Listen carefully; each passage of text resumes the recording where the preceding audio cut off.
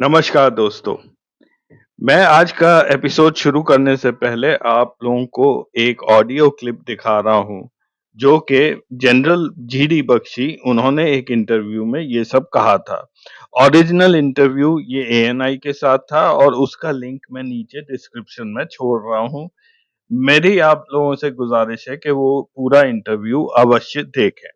इन audio clips पर मैंने AI voice का इस्तेमाल इसलिए किया है कि अगर मैं ऐसा नहीं करता तो इस पर कॉपीराइट का इश्यू हो जाना था। The Agniveer scheme is further diluting the operational efficiency of the army. It is visible. If it is not visible to you, you are blind. Corporates don't fight and die. They try and make profits. We can't fight in the profits. We can't fight for the profit motive. My successor about 7 to 8 years down the line. I asked him, how many units do you have now? He said 7. 18-7. And in between, I suppose they were even lesser. That means that the entire grid in Rajouri and Poonch, in the depth areas, was dismantled, was broken. And now you are asking why this is happening? You know, if you open gaps, the enemy will exploit them. I mean, today by satellite surveillance, everybody knows that the troop density has been reduced to a trickle south of the Pir Panjalal on the premise that it had become totally quiet, pacified. All our battles are going to be in the mountains. Whether in Ladakh, Arunachal Himalayas, or in Jammu and Kashmir. And in such scenario, to drastically reduce troops to the level of almost 2 lakes is insane. Please get it, is insane. Please get it, is insane. We are telling you that you are inviting trouble. Now the trouble is upon us. You start blaming the army. Someone else gave us those orders to cut troops and cut more and cut more and more and more and more. You've created a problem for yourself. The 180,000 troops that were cut must, in the fastest pace, these gaps in our ranks, in our numbers, must be made up. The doctrine, you know, that we don't need manpower. We only need technology. You need someone to operate that technology. You now can't get stuck in an ego trap. We ordered reduction of manpower. To hell with you. You can keep dying. We will not revoke that order. It is time to fill up those manpower gaps rapidly. We don't have much time.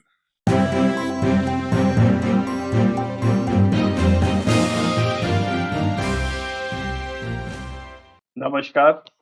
ये data क्या कहता है कि एक नए episode में आप सब लोगों का स्वागत है। मैं हूं अजय प्रकाश।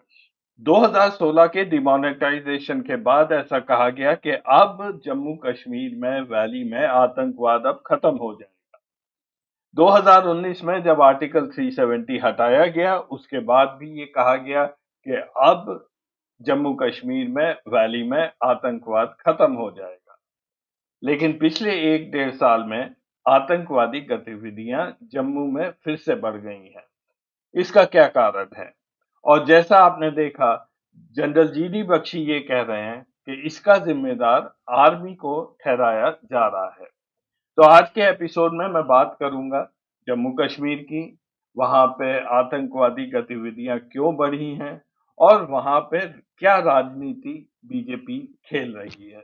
देखिए पूरा एपिसोड। सन 2000 के बाद अगर आप कश्मीर में आतंकवादी गतिविधियां देखें तो सबसे ज्यादा टेररिज्म का सामना अटल बिहारी वाजपेयी को 2001 में करना पड़ा था, कारगिल युद्ध के बाद।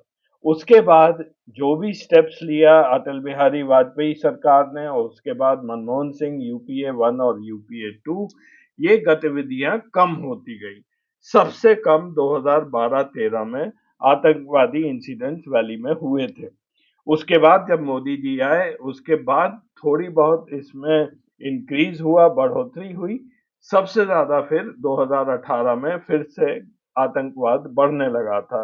2020 के बाद से जो भी कदम मोदी सरकार ने उठाए हैं, उसकी वजह से आतंकवादी गतिविधियों में कमी आई, लेकिन हाल में पिछले 1 साल में ये फिर से बढ़ने लगी हैं। 2022 में कुल 253 टेररिस्ट इंसिडेंट्स हुए थे, जिसमें सिक्योरिटी फोर्सेस के लगभग 30 लोग मारे गए और सिविलियंस भी 30 ही मारे गए। उसके बाद एकदम से ड्रास्टिक रिडक्शन हुआ। 2023 में 134 इंसिडेंट्स हुए और अभी तक 2024 में 75 इंसिडेंट्स हुए हैं, जिसमें 20 सिक्योरिटी फोर्सेस के लोग मारे जा चुके हैं और 18 सिविलियंस। ओवरऑल तो ऐसा लग रहा था कि टेररिस्ट इंसिडेंट्स कम हो रहे हैं, लेकिन थोड़ा-सा अगर आप इसको एनालाइज़ करेंगे और पर इंसिडेंट यानी कि एक टेररिस्ट इंसिडेंट जब होता है, उसमें कितने आतंकवादी मारे जाते हैं, कितने सिक्योरिटी वाले मारे जाते हैं और कितने सिविलियंस मारे जाते हैं। तो आप देखेंगे कि पिछले 1 साल, 2 साल के करीब से एक इंसिडेंट में जो टेररिस्ट मारे जा रहे हैं, वो उसमें कमी आ रही है और उसी इंसिडेंट में हमारे सिक्योरिटी के फ़ोर्स के लोग ज़्यादा मर रहे हैं और सिविलियंस के मरने की जो रेट है, वो एकदम से बढ़ता जा रहा है। तो चिंता का विषय यही बना हुआ है। 2024 का अगर आप टेरर इंसिडेंट्स का मैप देखेंगे, तो ये भी आपको पता चलेगा कि टेरर इंसिडेंट्स अब जम्मू रीजन में भी काफ़ी ज़्यादा होने लगे।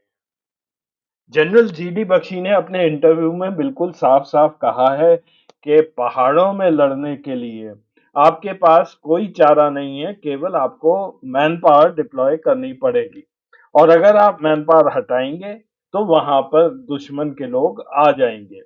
कुछ इंसिडेंट्स यहाँ पर जम्मू रीजन में बड़े सांकेतिक हुए हैं। 9 जून को जिस दिन मोदी जी शपथ ले रहे थे, उस दिन एक तीर्थ यात्रियों से भरी हुई बस राजौरी के पास वो उड़ा दी गई। उसमें 9 लोग मर गए थे और 33 घायल हुए थे। निहत्थे तीर्थयात्री या सिविलियंस को मारना एक बहुत ही घटिया सोच और मेंटालिटी होती है। ये वही इलाका है जो 20 साल से यहाँ पर कोई भी इंसिडेंट मेजर नहीं हुआ था जम्मू, राजौरी, पुंछ में। 90 और 2000 के दशक में इंडियन आर्मी ने इस इलाके में एक ऑपरेशन किया था जिसका नाम था ऑपरेशन सर्पविनाश और इसी ऑपरेशन की वजह से इस इलाके में टेररिज्म खत्म हो गया था और आर्मी ने यहाँ पर जो लोकल हैं गुज्जर और बकरवाल कम्युनिटी उनकी मदद से यहाँ पर ये टेररिज्म खत्म किया था। क्योंकि 2019 में आर्टिकल 370 हटाया गया और उसके कुछ ही महीनों बाद कोरोना आ गया, वैली में या जेएनके में टेररिज्म एक नेचुरल वजह से वो कम हो गया। लेकिन मोदी सरकार से एक बहुत बड़ी टैक्टिकल मिस्टेक हो गई, गलती हो गई। वो लोग ये सोचने लगे कि उनकी नीतियों की वजह से घाटी में, जेएनके में आतंकवाद कम हो रहा है और वो सब अपने आप को इस बात का श्रेय देने लगे। 2021 आते-आते ऐसी खबरें आने लगी कि यूनियन डिफेंस मिनिस्ट्री ये चाहती है कि आर्मी जम्मू के इलाके से अपनी मैन पावर हटा ले और उसकी जगह वहां पर CRPF central reserve police force वो वहां पर लगा दी जाएगी। आर्मी अब केवल बॉर्डर एरियाज पर ही रहेगी, यानी कि अंदरूनी इलाके जो जम्मू के हैं, राजौरी, पुंछ, डोडा, किश्तवाड़, यहाँ पे अब आर्मी नहीं रहेगी। मोदी जी, अमित शाह और राजनाथ सिंह शायद ये नहीं समझ पाए कि हर जवान जिसके हाथ में बंदूक होती है, वो आर्मी को रिप्लेस नहीं कर सकता है। आर्मी आर्मी होती है और पुलिस पुलिस होती है। तो मोदी सरकार ने आर्मी हटा के सीआरपीएफ लगा दी। सीआरपीएफ आती है होम मिनिस्ट्री के अंदर और होम मिनिस्ट्री चलाते हैं हमारे चाणक्य अमित शाह जी। ये बात जनरल सैयद अता हसनैन जो कि जेएनके में कोर कमांडर रह चुके हैं, बहुत ही सीनियर इंडियन आर्मी के अफ़सर हैं और बहुत ही डेकोरेटेड अफ़सर हैं। उन्होंने भी इस बात का ज़िक्र किया है कि यहाँ से आर्मी हटा दी, किसी को भी आज सैटेलाइट सर्विलेंस से पता चल जाता है कि यहाँ पे गैप्स हैं और वहाँ पे पाकिस्तान ने मिलिटेंट्स भिजाने शुरू कर दिए हैं। 2016 में बुरहान वानी की मृत्यु के बाद इंडियन आर्मी ने होम मिनिस्ट्री की परमिशन से जम्मू कश्मीर में एक ऑपरेशन ऑल आउट की शुरुआत की थी। इस ऑपरेशन का मकसद ये था कि वैली में टेररिज्म को बिल्कुल ही खत्म कर देना है। एक-एक टेररिस्ट को पकड़ के उसका खात्मा करना है। तो ये ऑपरेशन चल रहा था, उसके बाद कोरोना आया, टेररिज्म टेररिज्म की गतिविधियां कम हो गई और उसके बाद का मैंने किस्सा आपको बताया ही हुआ है। तो 4-5 सालों से जो भी इंडियन आर्मी ने अच्छा काम किया, जो भी काउंटर टेररिज्म का उन्होंने वहां पर ग्रिड सेटअप किया, वो सब एक तरह से बेकार हो गया। अब इंडियन आर्मी को दोबारा से ग्राउंड अप शुरू करना पड़ रहा है और इसी वजह से आप ये सारे इंसिडेंट्स देख रहे हैं, इसी वजह से हमारे जवान मर रहे हैं, इसी वजह से हमारे सिविलियंस भी अब मरते जा रहे हैं। किस तरह से हमारी सरकार, मोदी सरकार, हमारे इंडियन आर्मी को ट्रीट करती है, इसका एक और मैं यहाँ पर उदाहरण दे रहा हूँ। आपको याद होगा कि अग्निपथ स्कीम या अग्निवीर स्कीम 20 जून 2022 को उसका अनाउंसमेंट हुआ था। उससे लगभग 1.5 महीने पहले ही जनरल एम.एम. नरवाने जो चीफ ऑफ आर्मी स्टाफ थे, वो रिटायर हुए थे।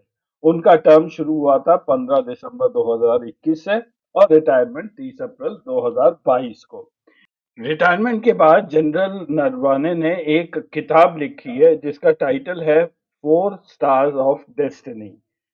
अब ये किताब रिलीज होनी थी जनवरी 2024 में, लेकिन किसी वजह से इसकी डेट फिर बोली गई कि ये 30 अप्रैल 2024 को ये रिलीज होगी और अगर आप अमेज़न पर जाएंगे तो अभी भी रिलीज डेट 30 अप्रैल 2024 लिखी है, लेकिन वहां पर ये करंटली अनअवेलेबल है, यानी कि ये किताब रिलीज करने से रोक दी गई है। अब सूत्रों के हिसाब से जिन लोगों ने ये किताब देखी है, उसके कुछ एक्सट्रैक्ट्स मैं यहाँ पर दिखा रहा हूँ, ये टेलीग्राफ में ये छपा है। इस एक्सट्रैक्ट के मुताबिक जो आर्मी चीफ थे जनरल नरवाने, उन्होंने ये कहा है कि हमने केवल 10% रिक्रूटमेंट ऑफ सोल्जर्स इसकी सिफारिश की थी 5 साल के टर्म के लिए, एक तरह का ये शॉर्ट सर्विस कमीशन था जवानों के लिए, लेकिन ये रेगुलर सोल्जर्स की तरह ही रहेंगे और इनका पे स्केल भी एक रेगुलर सोल्जर की तरह रहेगा, रेगुलर जवान की तरह।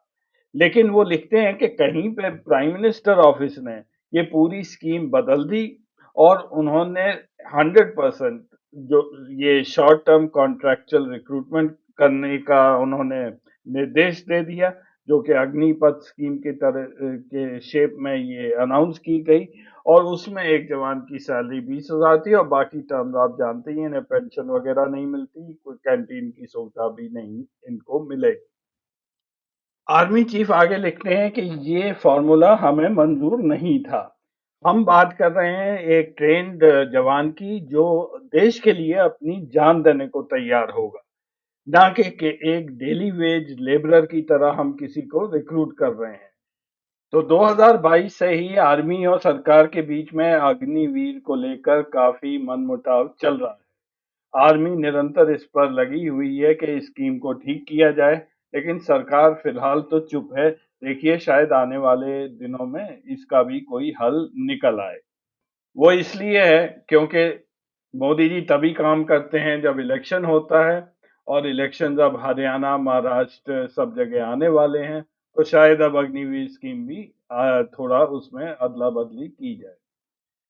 तो हमारी आर्मी को जम्मू कश्मीर में न केवल दुश्मनों का सामना करना पड़ रहा है, चीन, पाकिस्तान, आतंकवादियों से, उसे अपनी सरकार से भी डील करने में काफ़ी समय लग जाता है। आज के एपिसोड के अंतिम भाग में मैं केवल आपको कुछ एक डॉक्यूमेंट दिखा रहा हूँ जिससे आपको ये याद आ जाए कि जब ये आर्टिकल 370 हटाया गया था 5 अगस्त 2019 को, उस समय अमित शाह ने हमारी पार्लियामेंट में क्या चीजें बोली थी। उन्होंने कहा कि अब प्राइवेट इन्वेस्टमेंट के दरवाजे खुल जाएंगे जम्मू कश्मीर में, ये इन्वेस्टमेंट की पोटेंशियल काफी ज्यादा है और इन्वेस्टमेंट बढ़ेगा। उन्होंने ये भी कहा कि अब यहाँ पर कोई भी ज़मीन खरीद सकता है, प्राइवेट इंडिविजुअल या मल्टीनेशनल कंपनी, जिसकी वजह से लोकल इकोनॉमी यहाँ की बढ़ेगी। फिर उन्होंने ये भी कहा कि जिन सोल्जर्स ने और सिविलियन ने अपनी जान गंवाई है 1989 से 2018 तक, वो ऐसा नहीं होता अगर यहाँ पे आर्टिकल 370 पहले ही हटा दिया गया होता। जम्मू कश्मीर में कभी भी प्रजातंत्र रहा ही नहीं, यहाँ पर करप्शन बहुत ज़्यादा था और बहुत ज़्यादा गरीबी थी। इस वजह से यहाँ पे इकोनॉमिक इंफ्रास्ट्रक्चर नहीं बन पाया। पंचायतों के चुनाव जम्मू कश्मीर में नहीं हो पाए थे, इसका ज़िम्मेदार कौन है? क्योंकि इससे जो प्रजातंत्र की प्रक्रिया है, वो यहाँ से ले ली गई थी जम्मू कश्मीर के लोगों से, जो बाकी देश में सबके पास ये उपलब्ध है। यहाँ पे कोई भी इंडस्ट्री और टूरिज्म यहाँ पे बढ़ा नहीं है, क्योंकि आर्टिकल 370 यहाँ पर लगा हुआ है।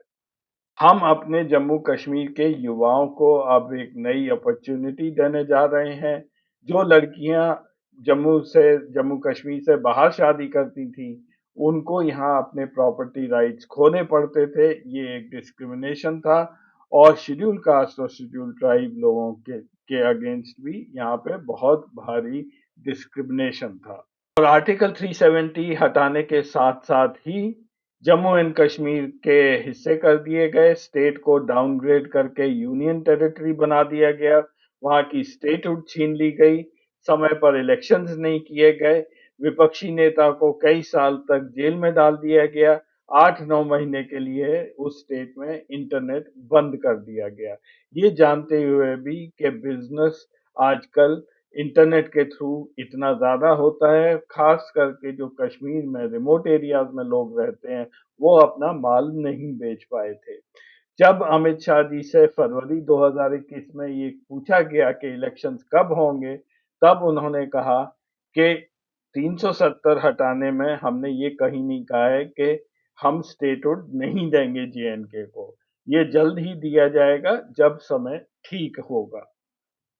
तो जम्मू कश्मीर में इलेक्शन कराने का ठीक समय कब होगा, ये अमित शाह जी तो नहीं इसका हिसाब कर पाए, लेकिन उधर सुप्रीम कोर्ट ने एक जजमेंट दे दी कि आपको यहाँ पर इलेक्शन 30 सितंबर से पहले कराने हैं। तो इसी वजह से यहाँ पर अब इलेक्शंस हो रहे हैं। जो कुछ भी अमित शाह ने 5 अगस्त 2019 को पार्लियामेंट में कहा था जब ये बिल प्रस्तुत किया था, उसके हर पॉइंट का मैं खंडन कर सकता हूँ। फॉर एग्जाम्पल, वहाँ की लड़कियों को प्रॉपर्टी राइट्स नहीं मिलते, ये बात 2019 जनवरी में ही ये नोटिफिकेशन आ गया था और ये रूल हटा दिया गया था। 5 अगस्त 2019 को जो कुछ अमित शाह जी ने पार्लियामेंट में कहा है, उन हर पॉइंट का मैं खंडन कर सकता हूँ। फॉर इंस्टेंस उन्होंने वहाँ की लड़कियों के बारे में बोला जो कि स्टेट से बाहर शादी करती हैं, कि उनको प्रॉपर्टी राइट्स नहीं थे। ऐसा कहना गलत है क्योंकि ये राइट्स जनवरी 2019 में ये रूल हटा दिया गया था। वो बात करते हैं कि पंचायती राज इलेक्शंस नहीं होते थे। जम्मू कश्मीर का पंचायती राज एक्ट 1989 में बना था। सन 2000 में पंचायत के इलेक्शंस हुए थे, उनमें बहुत गड़बड़ी हुई थी। फिर 2011 में इलेक्शंस हुए जो ठीक-ठाक हुए। 5 या 6 साल का टर्म होता है, उसके बाद इलेक्शन नहीं हो पाए और आज तक नहीं हो पाए हैं। क्या 370 हटाने के बाद वो पंचायती राज के इलेक्शंस करा पाए हैं? ऐसा भी अभी तक नहीं हुआ है। तो आज के एपिसोड यहीं खत्म करते हैं। हालांकि इस टॉपिक पर मैं शायद एक एपिसोड और बनाऊंगा। देखने के लिए धन्यवाद। मिलेंगे फिर अगले एपिसोड में। नमस्कार।